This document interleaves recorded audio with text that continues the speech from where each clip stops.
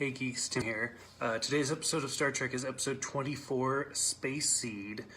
I'm pretty sure most people know this episode. I'm going to do my best to just talk about this episode and not Star Trek II, The Wrath of Khan.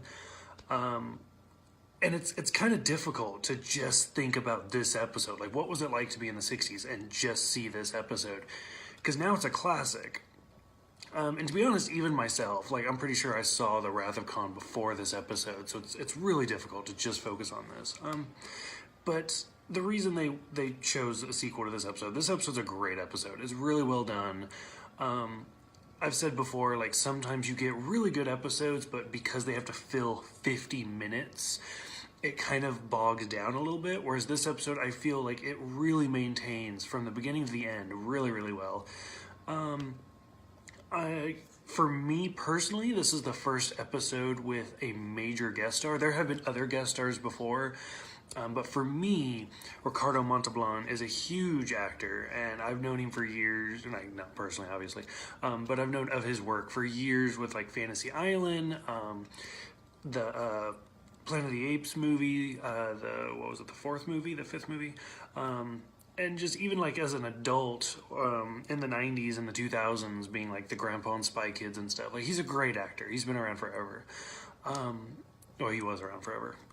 But yeah, he's fantastic. And so for me, this is the first major guest star that I recognize personally. I think it was well done. It's kind of funny that because this episode came out in the 60s, they talk about how the future, in the 90s, there was the Third World War and the eugenics wars and stuff like that. So it's kind of funny. It's a trap that all sci-fi falls into. Just like this year, the first Blade Runner is supposed to take place, and clearly we're not there. But yeah, it's an enjoyable episode. It's really well done. This is one of those that I wish in the 60s, in the original series, I wish we'd kind of seen more of Khan.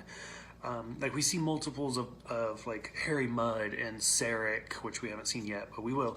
But, like, I wish we'd seen more of this particular character. And even just, like, his people, the Supermen, were great. Some interesting notes was, from the very first episode, Bones is not scared of the transporter. He just gets on and goes.